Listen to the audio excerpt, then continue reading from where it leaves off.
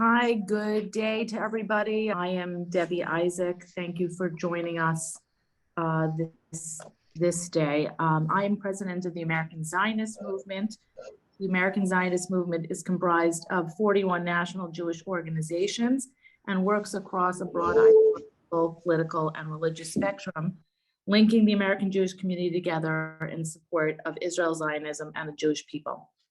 AZM is the federation of the World Zionist Organization in the United States. Of course, we all have many connections daily, even to Israel, in our positions, in our personal lives. And so we are following up on our previous session here to talk about. We held a webinar with two journalists just before the November vote for the Knesset, the 25th Knesset. And many of you watched that webinar and the results of those elections at that time. Today, we've invited back the same two journalists to help us understand more about what's actually happened, and a lot has definitely happened since that time, and how much about what's going on with that. A few housekeeping notes for today's webinar. You are all muted, but you can ask questions in the Q&A feature. You may put the questions in the Q&A feature and we'll try to get to as many of those questions as possible. Some people did submit some questions previously, and we'll hope to cover the subjects that are of most concern to most people. The webinar is being recorded and will be available a few hours after we conclude this webinar today. Now to our program. So to gain some insights on the current political situation in Israel, we're joined today by Gil Hoffman, who is the Executive Director of HonestReporting and former Chief Political Correspondent for the Jerusalem, as well as Carrie Keller-Lynn, Political Correspondent for Times of Israel. Gil is the Executive Director of HonestReporting, which fights for Israel in the international mainstream and social media. He's a lecturer on political strategy at Israel's College of Management and served as chief political correspondent and analyst for the Jerusalem Post for 24 years. Allgemeiner website recently named him one of the top 100 people positively influencing Jewish life, alongside Presidents Biden and Zelensky and Prime Ministers Sunak and Netanyahu. That's big accolades. Raised in Chicago, graduated from Northwestern University School of Journalism, and wrote for Miami Herald and Arizona Republic before moving to Israel. A reserve soldier in the IDF spokesperson's unit, he has lectured at major English-speaking countries in the world, including half the Canadian provinces, and I think I see here all 50 states of the United States, which is pretty amazing, and lives now in Jerusalem. Carrie is political correspondent at the Times of Israel. In addition to covering the Knesset, Carrie has reported on the Russian invasion of Ukraine from both Ukraine and Poland. Formerly with McKinsey & Company, Carrie previously applied her background in strategy and policy implementation to the Israeli Health Ministry's fight against the COVID-19 pandemic. While completing her JD MBA at Stanford, Carrie's work focused on creating opportunities for disadvantaged communities and pro bono legal work for asylum seekers. Before Stanford, Carrie served as Israeli military liaison to the Egyptian Army and holds a BA in philosophy from Yale College. Okay, now to move on to our program. Gil, I think you're going to start us off and give us a little bit of an update of what happened since we last gathered before the elections and what the government looks like today, where we stand. Thank you so much, Deborah, and thank you to the 600 people who are watching this right now, who really must care about what's going on in these crazy times in Israel, who all love Israel, and it has never been a more challenging time to be an Israel advocate when we're under so much pressure and so much both true and false information from around the world. That does not make Israel look particularly good right now. To get us up to date since the last time we sat here, yes, we had an election that was decided on three main things that all start with the letter S: security, stability, and the other side screwing up. There are plenty of countries in the world who have gone to be more right-wing over the last few months. But Israel is the only one that had 382 terrorist attacks in the last month before the election that made the public very worried about their safety. And that is how we ended up having a government that is a lot more, we hear ultra right-wing, extremist, hawkish, all these words. But it all comes to the fact that Israelis vote on security more than any other issue, and that Israelis were sick and tired of having elections, having 5 elections in 3.5 years. And there were stability voters who said to themselves, I don't like Netanyahu very much. I don't want him to continue to come back as prime minister, but he's the only one who could form a government. And without him, there's chaos. Those stability voters ended up helping decide the election. And the parties that united to oust Netanyahu not too long ago and managed to get along for at least a year, the knives among themselves just came out when the election was called, and they were so busy fighting themselves that is what also helped Netanyahu return to office. So now we have a government that is being described, as I said, around the world as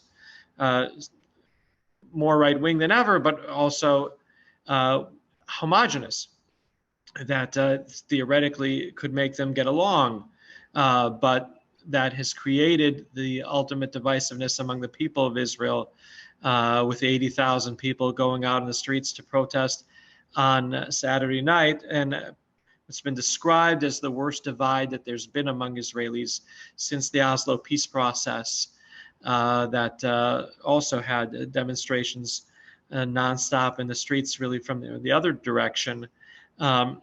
Perhaps even the greatest divides since the ultimate fight in the history of the state of Israel, the closest we ever got to a civil war, which was in the 1950s when the government decided to accept reparations from Germany. So what will this government do? If you listen to this government, they're going to focus on things that are not controversial, like making peace with Saudi Arabia, passing a budget, etc. But of course, the world is focusing on the more controversial issues. The legal issues, Carrie, who has a law degree from Stanford, is going to focus on that, especially as it intensifies right now. All I will say on that is that I spoke to people close to the justice minister to prepare for this call, and they told me that they're not going to say it yet in public in Israel, but there will be compromises that they're already working on. The president is leading, President Herzog, and in the end, they'll find a way to keep the people of Israel together. Matters of religion and state that I know people here especially are very worried about with all the reports there have been. You should really believe the head of United Torah Judaism, Moshe Gafni, who in a speech the day that the government was sworn in, looked at the crowd and said, I want to speak to the people who are worried, the secular people, the traditional people, the people who aren't ultra-Orthodox. You know what I'm going to change on matters of religion and state, he said? Absolutely nothing. When you hear a politician say, I will not give my constituents what they want at all, I will give my opponents exactly what they want, that is something I think to take very seriously and ease concerns. Any concerns that there were about the LGBT community being harmed, Netanyahu took care of that with the appointment of Amir Ohana as the speaker, and him pointing out his husband of 18 years and his children on his lap in the crowd, and saying he won't let them be harmed. The settlement issue, if any changes are made, it will be in a gradual, not in your face kind of way, more subtle kinds of changes that would not make the world have the outcry that would stop these subtle changes from being made. Netanyahu is very big on proving his critics wrong. Right now, his critics are the people, the international community. Your Tom Friedman column today, I know that the Netanyahu's people were disgusted by Tom called for America to put pressure, Biden to put pressure on Netanyahu, Biden save Israel. Netanyahu really wants to prove them wrong and show that just like Nixon went to China, his government will be about making peace and not taking the extreme steps that people say or warn that he's going to be making. And I think the other context that needs to be offered here is I covered politics for 24 years. I don't remember any coalition agreement being implemented on almost anything. And the Israel Democracy Institute had a study where they went back, since the beginning of the state, or since they started having coalition agreements, and they found that almost nothing there gets implemented. So when you hear about proposals that were made to appease the constituencies of the people just elected, that doesn't mean that they're suddenly becoming part of law. And really, the other context to put things into is that America makes decisions that the people of Israel don't really understand, like the abortion decision of the Supreme Court, that don't make Israel or Israelis suddenly stop liking America. And there's a pendulum in democracies. Right now, one side of the political map is in power. You never know what's going to happen a few months from now. Anything can still happen. And so keep on staying tuned to all the excitement as it happens. And I yield the floor to Carrie to get us up to date on what's going on in the last 4 hours. Gil, you make a point that this conversation is incredibly well timed because we just saw one of the biggest developments that this nascent 3-week-old coalition has seen, one of its biggest potential crises, because we're seeing a potential pullout of one party, or at least the disqualification of Shas, the second largest party in this coalition, its leader, from being a minister. Shas has already threatened that this might lead to the unraveling of the coalition. No one credibly thinks that's going to happen, but this is a problem to be dealt with. And let's kind of explain why this is a problem in the larger context of this conversation about judicial reform. Because Gil, you mentioned a couple of things that this election was about. I agree it was about security. I agreed it was about stability. I agree that the Lapid bloc messed this election up. I think the question of whether or not yes or no to Netanyahu was resoundingly answered, yes to Netanyahu. But what this election was not about was judicial reform. And this is the first big push that the coalition is making.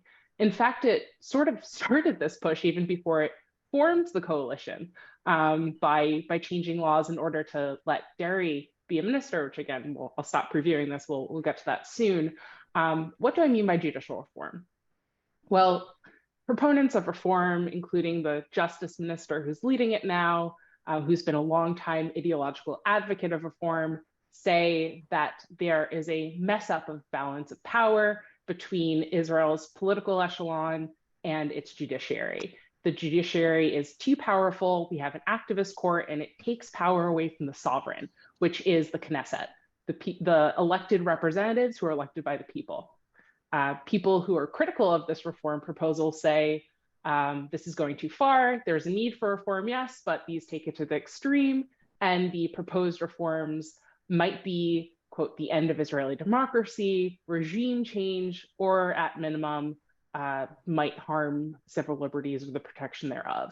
So while I think that, we're not necessarily going to see massive social changes, to Gil's point about Gafni saying that we won't mess up the balance or status quo between religion and state, to Netanyahu's quieting fears about LGBT rights by putting Amir Ohana on top of the Knesset's legislative agenda. I don't think that fears about civil liberties will be as proven out as a lot of critics have said, but I do think that judicial reform is far more consequential than a lot of people realize. And I think Israelis only really started waking up to this reality about 2 weeks ago when Justice Minister Levin, who is the politician closest to Netanyahu in Likud, announced his platform. So what is this platform we're talking about?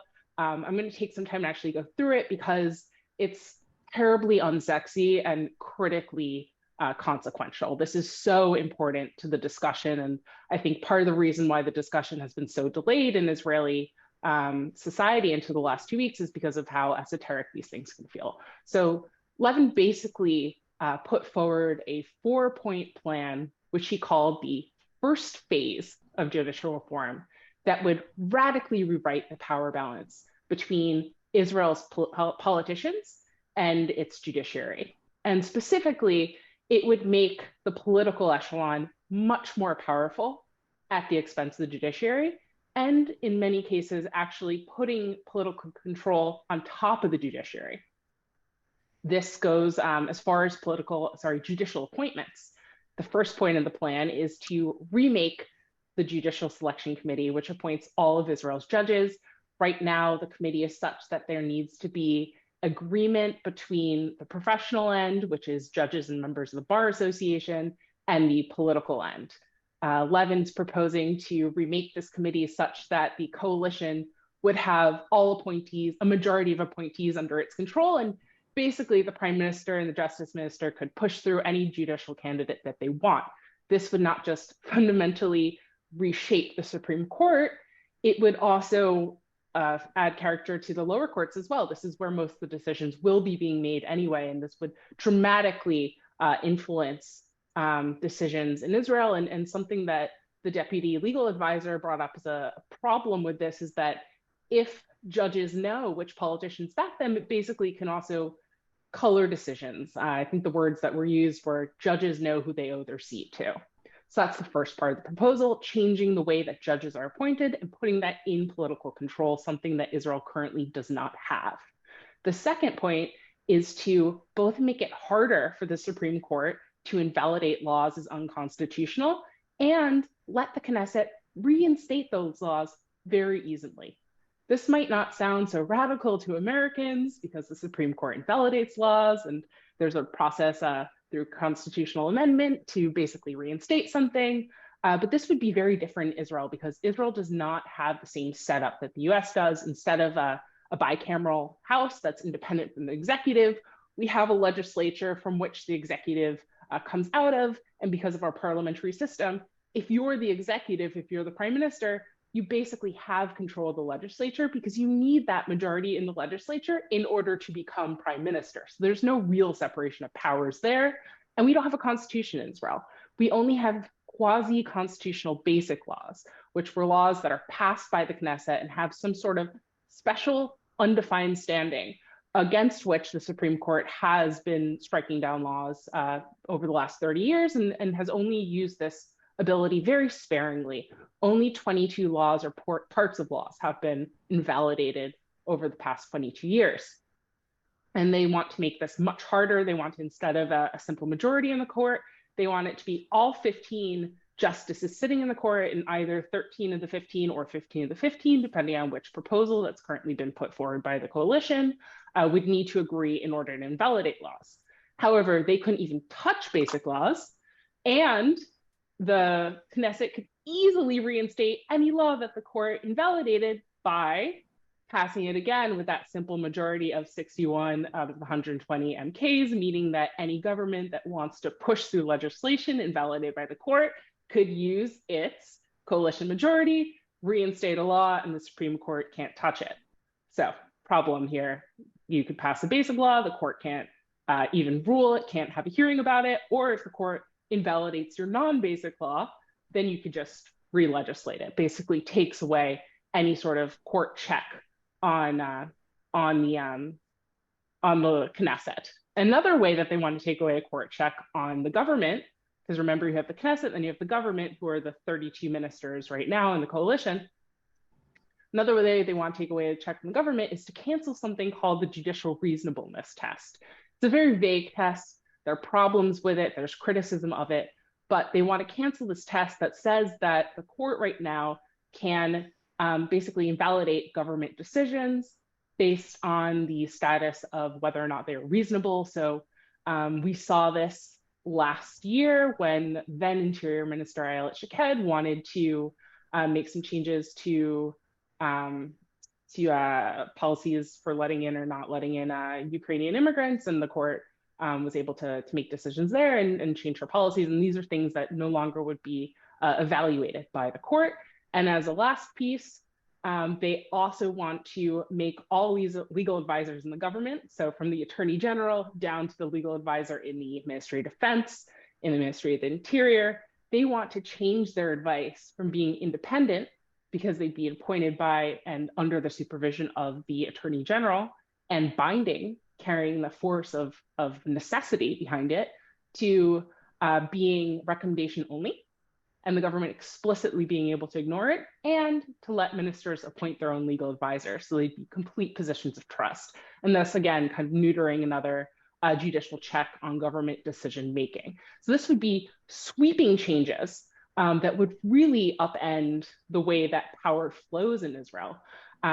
This is very likely to pass. Obviously, there might be some changes because we've seen massive protests against Israel. Last week, 100,000 people came out into the streets in Tel Aviv and Jerusalem and Haifa. I spent most of my day speaking to protest organizers. They hope that number to actually grow this Saturday with protests.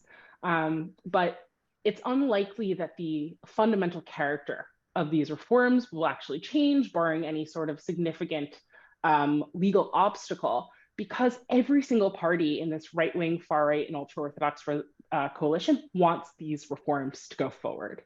Likud has pushed for some sort of judicial reform on and off for a while, but calls to reform the judiciary definitely upped their pace when Netanyahu was investigated and later indicted on 3 criminal charges. He's currently under trial for these corruption charges.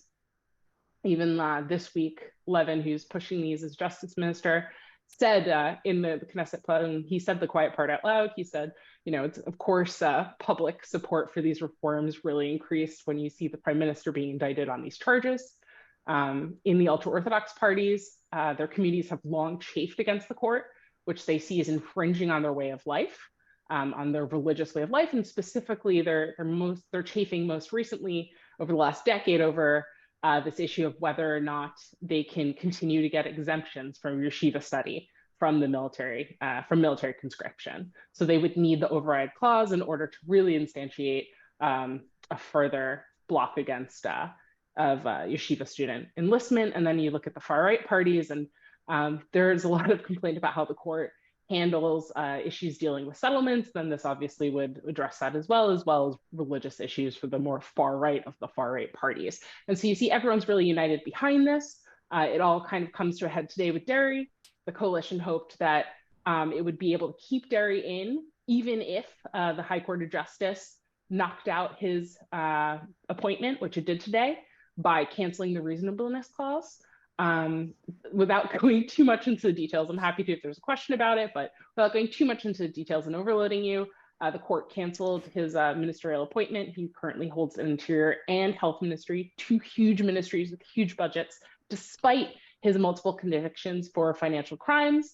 The court said that his appointments were grossly unreasonable, in part because Derry struck a plea deal about a year ago for his most recent tax fraud tax code conviction, by which he said that he would retire from political life rather than be put to the test of whether or not his crime carried moral turpitude, which it found so, would knock him out of politics for 7 years. And so he retired rather than face that test. And then only a few months later came back, ran again into Knesset, and is now a minister, and even had a law passed that would enable him to do that despite having these this criminal sentence in his recent background. And so the court said that that's inappropriate, you can't do that. They disqualified him only a few hours ago from being a minister. This is now the first coalition challenge because Derry is a key part of this coalition. He's Netanyahu's most senior kind of bedfellow in this coalition. They've been together the longest as fellow party leaders, going back about 20 years. And so Derry has really put pressure on Netanyahu to solve this problem. It remains to be seen how that can happen. Again, this is really a developing event, but it is likely definitely to put time pressure on this judicial reform platform, to the extent that people are saying that all of this huge judicial overhaul might happen in as little as 6 weeks. Thank you for those overviews, and in particular this very, very detailed and comprehensive and really very clear explanation of the judicial reform issue, which is a huge issue. And clearly we've seen that there were 80,000 protesters out on this issue in Tel Aviv, and likely to be more in this coming week. I have a couple of questions about how this plays out. First off, could there be any effect from these protests? Would that have any effect on what the outcome ultimately is? And also, along with that, there was some discussion, I think, Gil, you may have mentioned it, about the fact that Herzog is trying to broker a deal whereby there would be sort of maybe a more toned down judicial reform request by the coalition. And also, if somebody could comment as to whether any of this judicial reform request that's been put forward by the coalition was in the coalition agreement at all, or is this just coming after that? Yeah, so the judicial reform was in the coalition agreement to the extent that there was a specific clause in all of Likud's separate agreements with each coalition party that they would support Likud-led judicial reform. Likud caught a lot of flack for not spelling out its specific reform proposals before the election. The only party that actually did put a judicial reform platform out was Religious Zionism. So Likud says our voters knew what they were voting for. We've gotten a full mandate, but didn't actually spell out what its plans were. Again, judicial reform was not the issue of the election, although it is definitely the first issue for the government to tackle. That being said, what do protesters hope to achieve? Protesters are, you speak to most of them, you say, you've been comparing this to Balfour, the protests that happened in 2020 that helped bring down Netanyahu's previous government.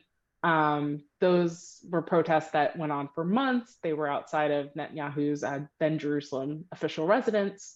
But this is very different because there is no centrist party. Netanyahu is the leftmost member of his coalition. He's a stalwart party of the right.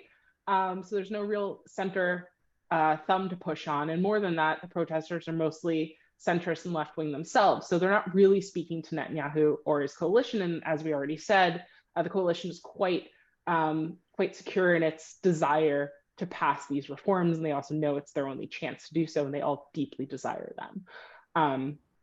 That being said, protesters say they have no other choice. This is their country, they love it, they're very concerned about the direction that these reforms can take us, and so they feel like they have to do it, and that they're hopeful and optimistic that maybe the fact that these protests draw 80,000 people to Tel Aviv and 100,000 people across the country and make international news, that would put pressure on Netanyahu, who's very aware of public opinion, that Netanyahu wouldn't be able to ignore if 100,000 people come out every weekend, if maybe 1 million people eventually make it onto the streets, as Gadi Eisenkot has called for in the past. And they're even talking about trying to lead to some workplace strikes to really put pressure on the government and just show that this would be unacceptable to the populace and make it difficult for politicians to pass these reforms and keep their heads held high.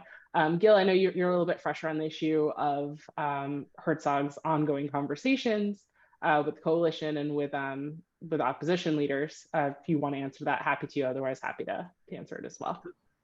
Thanks so much, Carrie. So just a little bit more on the protest. It's different than America. In America, when your election is going to be 96 years from today. You know the exact date. Whereas here, elections can be initiated at any given time. The previous government was also brought down by protests. There were protesters outside the homes of wavering members of Naftali Bennett's party, and they eventually caved in to those protests. And made that government short-lived. So you never know when something's going to snowball from someone just pitching a tent on the street in Tel Aviv to things that get out of control. You've got very right-wing people that were born in Likud, like former President Rivlin, who are saying that's what's being done now is undemocratic, and they could have an effect on making Netanyahu moderate the plan or stop it at any given point. And it certainly puts pressure on Herzog. Herzog wants to be seen as the ultimate uniter. He's the president who was elected with the largest majority out of any president in history. He's the most consensus figure that Israel's perhaps ever. And yet for Israel to be more divided than perhaps we've ever been, that's very ironic. So it's really up to him to change it, and he knows it. And that's why, even though it's obvious that he, as a from his political background, would oppose these reforms, he also has the legal background as the founder of one of the most successful law firms in Israel, to put things into perspective and to understand where compromises can be made and tinkered and worked out to try to make people on both sides feel that they accomplished something and can live with it. That's what lawyers do. He's a mediator. He's a moderator. And I think if anyone can do it, then he can do it. And that's where the hope lies for the people who might not have a big opinion on who's right, but just wants Israel to be able to go on together, united. Can either of you comment on how these judicial reforms are going to affect rights of women, LGBTQ community, Arab citizens? You know, what the outcome would be for that, and where that would leave, you know, people who have sort of more left-leaning positions. Well, I'd say the judicial reforms don't attack a specific group. What they do is they give almost unfettered power to whatever political force of the day is currently in power. So right now, given that the political force is right-wing, far-right, and ultra-Orthodox, the concern is over civil liberties that affect women, LGBTQ, Arab minorities, as you mentioned. There's no content that would affect them. What would affect them is that the Supreme Court is the ultimate backstop for protecting their civil liberties. It's what has and can put a check on the Knesset for enacting law that it thinks is discriminatory, that affects populations unequally. And this is the check that we would be losing should the full suite of reforms pass. That being said, that the right doesn't always necessarily hold on to power, although the country is definitely leaning in that direction in terms of voting patterns. And there could be a situation in which the center left or the left comes to power again in however many years and passes a law that the right finds discriminatory. Maybe it says that women can't cover their hair for some reason. And a large swath of Israelis, from conservative Muslims to ultra-Orthodox and religious Jews, would find that problematic for their daily life. And there would be no Supreme Court protection to stop that kind of law from being enacted. Was there a case that could be made that the Supreme Court until this point had too much power, and that therefore it led to this request and desire to have these revisions? I mean, they may have gone a little overboard in the revisions, but. Absolutely. There's a very healthy debate about this. Israel has a very activist court, much like the US Supreme Court did, albeit in the 1700s. Israel also, the Israeli court established for itself substantive judicial review, by which it evaluates laws for being unconstitutional and raised up the basic laws to the status of being quasi-constitutional on its own. It did that. It created this whole review process itself, and that's one of the key tenets that quite annoy people who ideologically push these reviews. There have been other decisions in the past, especially in terms of reasonableness and striking down government decisions that the court didn't agree with, based on, again, a test of very vague reasonableness. Yes, there's absolutely things that people could say that the court has been activist about. And so this is a really healthy conversation, I think, to be having about judicial reform. It's just not currently a conversation, in part because the coalition has been unwilling to engage the opposition in this. One of the opposition party leaders, Benny Gantz, has twice now made a public bid for the coalition to create a cross-Knesset working group to work on reform together. Has also expressed willingness to support a form of an override clause, just with a higher threshold, rather than a simple majority of 61 of the 120 MKs to reinstate a law. He wants 2/3 of MKs necessary to reinstate a law. So this could be a very healthy conversation. It's just not currently playing out as a conversation. Well, if I could add just go ahead. a small add is just that a lot of what's being talked about here that looks really extreme to the people of Israel is part of everyday life in the judicial system in America and other Western countries. In America, you have the most participation of any country in the world of politicians deciding the members of the Supreme Court. Israel currently has the least participation of any country in the world in politicians deciding the members of the Supreme Court. So Israel will go from one extreme to a little bit closer to the other side. And there are a few other reforms that, at least in America, wouldn't really be that big a deal. So in the spirit of debate, judicial reform Sure. debate, I'd like to push back on that, because that's a narrative I think that's also very popular with the coalition. And I understand that, prima facie on the face, that looks like it's a fair comparison, but I think there's a number of things in the American system that Israel doesn't have. And kind of overlaying that all, there are a lot of complaints that this doesn't work in the American system.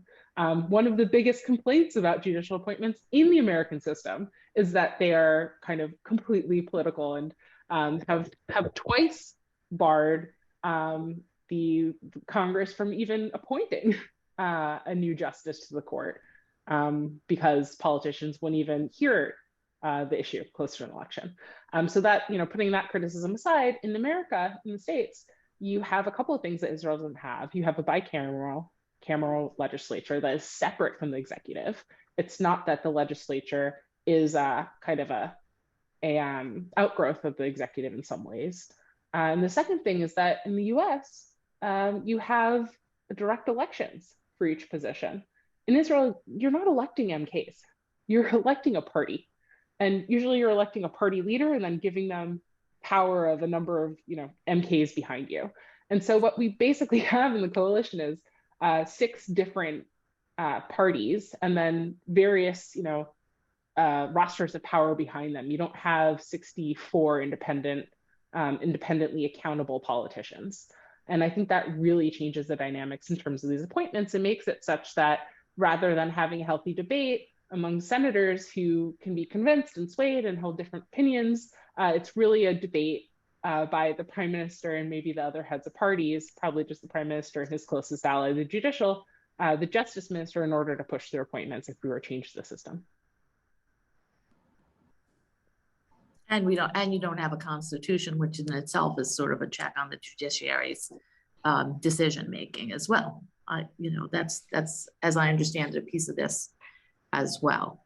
Can you comment a little bit, and I think this might be the last thing we discuss on the judicial piece, but can you comment a little on how any of this reform will help Netanyahu in his personal, legal issues that he's facing? I can do that. The dairy bill that was passed ostensibly to let someone who received a relatively minor conviction continue to remain in politics fits Netanyahu like a glove. He's been indicted for fraud, breach of trust, and bribery. When Ehud Olmert was convicted initially of just breach of trust, which is bribery without the quid pro quo, he declared victory on the steps of the court, even though he'd just been convicted. But he was excited that he wasn't convicted of bribery, which has mandatory jail time.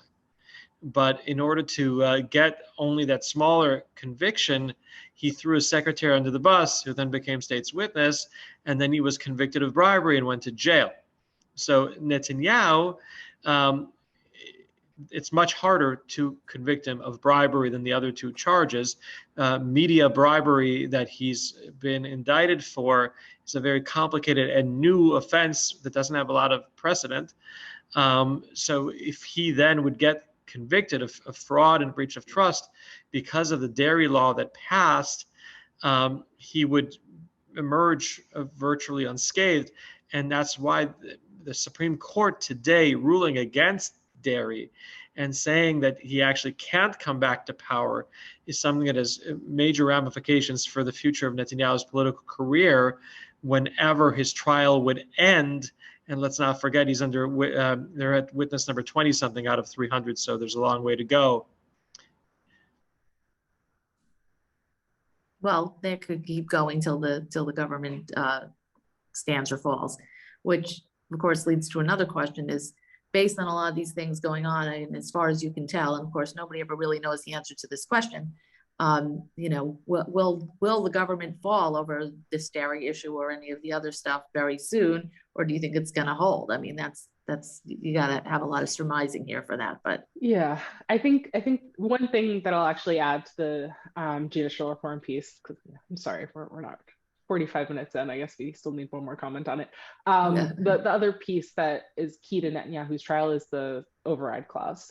If the Knesset's able to reinstate any law that the court invalidates, this means that the Knesset could pass something called a modified French law and make it such that it's impossible to indict a sitting prime minister, and could possibly even cancel the cause of fraud and breach of trust, which is something that religious Zionism said it would support doing, and basically just cancel Netanyahu's trial, and then have the protection of the override clause to prevent the court from reinstating the laws that would apply to him. So that's the sort of master plan that's discussed in the background of judicial reform, which of course Likud would never confirm. This is speculation.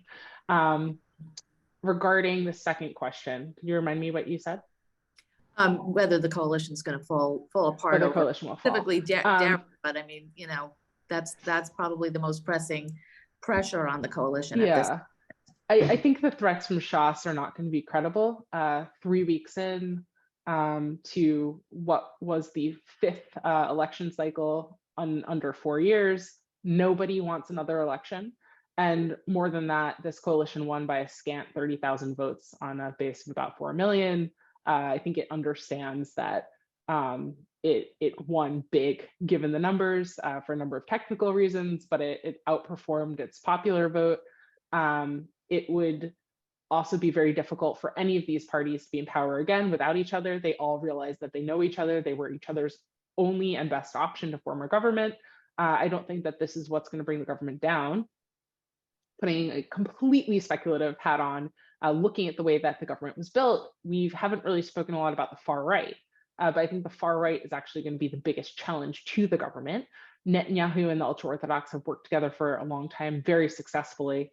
They trust each other well. They understand each other's demands very well. They work together incredibly well, which is part of the reason why he wants Derry by his side. The newer partners in this coalition, and the more ideologically firm and difficult ones, and difficult in terms of Netanyahu's long-term goals, are the far-right partners. Netanyahu is right now supporting judicial reform, but his real goal for this coalition, for this government, is his legacy. He wants to get that peace deal with Saudi Arabia. He wants to protect Israel against the Iranian threat. He is less concerned by settlement gains. He is less concerned by some of the other domestic issues that his partners are deeply focused on. Obviously, butting up against his legacy is his freedom, and that's part of the speculation behind the push for judicial reform, as we discussed. So the fear is that the challenges from the right, coming from Smotrich, coming from Ben-Gvir, might be the things that ultimately force pressure on the coalition, and that Netanyahu, if he can't restrain them, may face the coalition crisis there. Or there's also another scenario where potentially, after judicial reform passes, after his future is secured, one or both of the far-right parties might leave the coalition, and a centrist player like Benny Gantz could come in. I want to pivot a little bit towards what you were talking about now in terms of these extremist members of the government, of the coalition, and in particular, because of this constituency of who's watching this webinar today, I want to talk a little bit about some of the statements that have been made with regard to changing, for example, the law of return which is definitely something that's of great concern to people in the diaspora. I don't know, Gil, if you want to comment first on what you think is going to happen with that, and if there's any credibility to that having. I know you did comment on one of the minister's statements, but just more generally on that. Sure. Netanyahu has pledged that the law of return will not be changed. Let's explain what it is. Israel is a Jewish state, and initially did not really define what that meant. Jewish law, according to the Orthodox, is a Jewish mother, but it was decided later on to define a Jew the same way Hitler did, that one Jewish grandparent was enough to be sent to Auschwitz, then it's enough to be able to receive the benefits of entrance to the state of Israel, as opposed to the regular law of entry that Israel has, which itself is makes it easier to move to Israel than it is to become a citizen of the United States or European Union. But the law of return gives benefits because we want to be a Jewish state and be a haven for the Jewish people that unfortunately history proves that we need. So in recent years, the overwhelming majority of the people coming from Russia and Ukraine are not Jewish by Orthodox Jewish law. And the Orthodox members of this coalition would want to just make it changed so that the one Jewish grandparent is not enough. They've talked about doing it gradually, but Netanyahu, after coming under pressure from diaspora Jewish groups, has committed that it won't happen at all. And the way that he stopped it is, number one, instead of putting it in the coalition agreement, which had so many things that the world would disagree with, it didn't even get in. They said they'd form a committee that hasn't been formed yet. And when it came to allocating the Knesset committees, they had to give the opposition a few committees, and they gave them the Immigrant Absorption Committee, which means Avigdor Lieberman, who is militantly against making any change to the law of return because he represents immigrants from the former Soviet Union, he would be in charge, his number two in his party, would be in charge of legislating those changes so it won't happen. So I did see also that I think it was passed in the Knesset that additional monies are going to be provided for Aliyah absorption at this point too, which I think, helps. From the West. They pledged Aliyah absorption for immigrants from the United States and France, as opposed to the Ukraine and Russia, who, of course, would still be welcomed on a humanitarian basis. But it's the first time that they've actually allocated from the government a significant amount of money to try to encourage American Aliyah. Yeah, I saw that there was money. I know that, sorry, go ahead. So I saw that there was some discussion. I know Dovlin had spoken to the committee on this about assisting in absorption as opposed to assisting in encouragement of Aliyah, and the distinction there being that people are kind of discouraged when they hear that it's very difficult to be absorbed into the country afterwards. And so I don't know if they've actually really focused on that yet, but it would be something that would be definitely of importance to our diaspora community. Dov said that in a meeting of the committee this week. Again, this is a committee controlled by the opposition that Netanyahu purposely made sure would be appointed by the opposition so it wouldn't accomplish anything. That's the way it works in the parliamentary system. So the government itself has different priorities. It would be wonderful if they allocated more to helping the people who've already moved here, like myself and Carrie, have an easier time being absorbed. It's an interesting way I'll to take go. a retroactive grant. Yeah. Well, look, listen, whenever I dealt with the Ministry of the Interior with respect to Aliyah issues, they're very concerned about some of the what they consider abuses coming out of sort of the former Soviet Union countries in terms of Aliyah. But this was, that may be why they limited it to the Western countries. I want to turn a little bit on this also to talk about, how these sort of extremist ministers and the positions of this coalition will affect other rights of people in Israel, or if it won't at all. For example, I mean, there was some positive on the LGBTQ arena because of the appointment of Ohana, but what about sort of more generally what they might be pushing through on other rights that relate to more, of the minority positions? I think there's less of a fear about actually changing something to do with minority rights and more of, I'd say, support to strengthen Orthodox Judaism, like an Orthodox Jewish grip on the state. Maybe that's one way of saying it.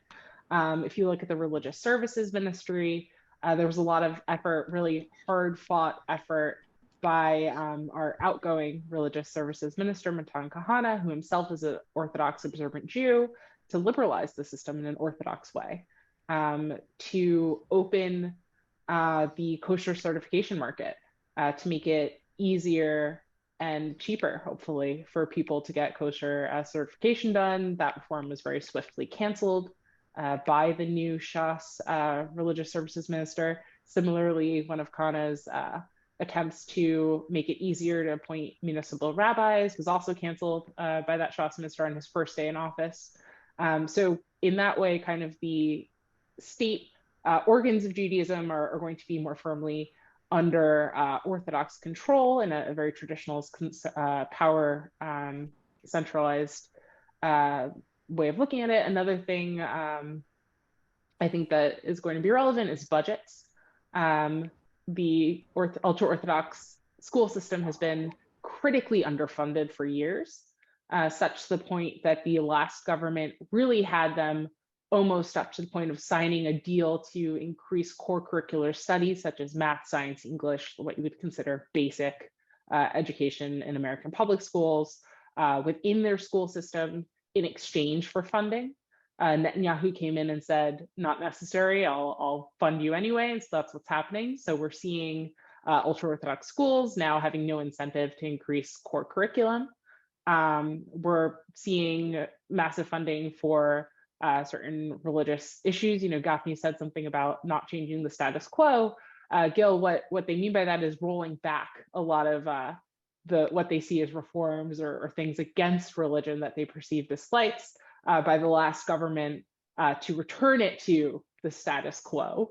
So things that won't really affect most secular people in their daily life, but again, will strengthen and further instantiate religion in the state, which becomes obviously much more relevant to everyone's life when you talk about the ongoing cost of living and economic crisis in Israel, and the fact that you have large swaths of ultra-Orthodox population, about half of adult men within the community not working, and instead full-time studying, and having increased benefits that were signed into coalition deals by this coalition, and then no incentive to join the workforce or incentive to increase education that would enable them to successfully and lucratively join the workforce, as their segment of the population is slated to grow from 13 to 16% in the next decade. So these are the long-term problems I think that we'll see as a result of policy changes brought in by this government. I don't think it's so much of an issue of individual civil liberties,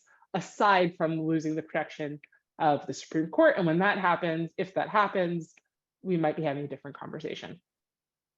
So we only have a few minutes left. I'm gonna sum up with sort of a two-part sort of related question, and then we'll close. And that is that, will any of this, especially from the Smotrich camp, lead to more activity in sort of the annexation side of things, where people are kind of worried about that in the greater world? And how do we sell this government as being not detrimental to the extent that the rest of the world is so worried about it, particularly with respect to how the Palestinians are going to be affected by any of the policies? I think this is the fundamental clash that Netanyahu is going to have to face. Netanyahu wants to achieve a peace deal with Saudi Arabia. He wants to build an axis of protection against Iran. He can't do that if he makes meaningful changes in the West Bank. He won't be able to achieve that deal with Saudi if that happens.